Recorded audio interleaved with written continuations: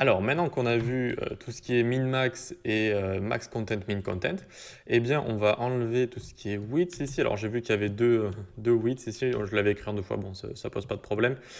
Du coup, bon, on enlève les widths. On va ici aller dans Grid Template Columns et on va voir les dernières petites propriétés qui sont autofill et autofit. Alors, on va faire repeat ici, autofill. 100 px, allez, 100 px on va mettre, d'accord. Et ensuite, on va mettre une width de 1000 px et on va activer la console ici. Tac, on y va. Tac, tac, tac. On ouvre la grille et voilà. Alors, qu'est-ce que ça fait autofill? Eh bien, tout simplement, en fait, ça va créer des colonnes jusqu'au bout de notre conteneur ici. Ça va les créer par rapport au nombre qu'on a mis ici. Donc ici, on a mis une largeur de 1000. Donc 1000 divisé par 100, ça va nous faire 10 colonnes. Et donc, on a bien 10 colonnes ici. Alors, vous ne laissez pas tromper par le chiffre 11. Hein, c'est comme je vous avais dit au début. De base, il y a toujours une ligne de colonne et une ligne de rangée. Donc ici, il y a bien 1, 2, 3, 4, 5, 6, 7, 8, 9, 10 colonnes. D'accord? Donc ça, c'est pour autofill, si vous avez envie comme ça de créer un nombre de colonnes par rapport à la largeur de votre conteneur. Maintenant, vous avez aussi autofit. Hop.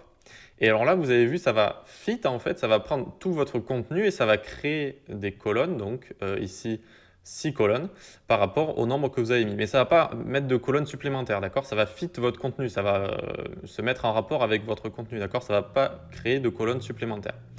Et donc, ceci étant, on va pouvoir du coup faire du responsive en alliant min-max ici. On va mettre, combien on va mettre? On va mettre 150 px et 1fr. Donc, ils vont minimum être à 150 px et sinon, s'ils ont de la place, ils vont être à 1fr.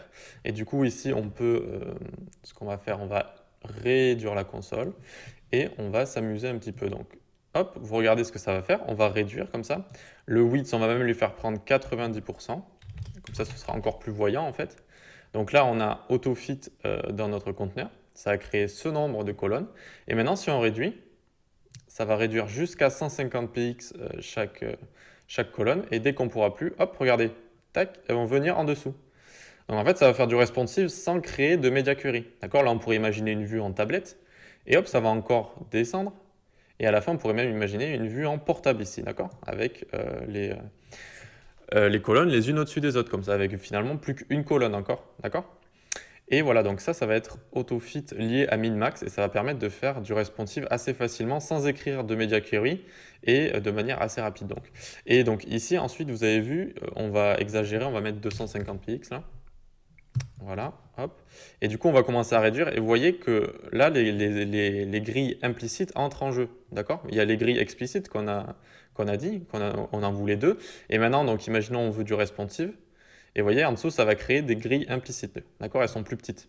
Et vous savez du coup maintenant comment on peut faire. On va faire ici grid auto rows.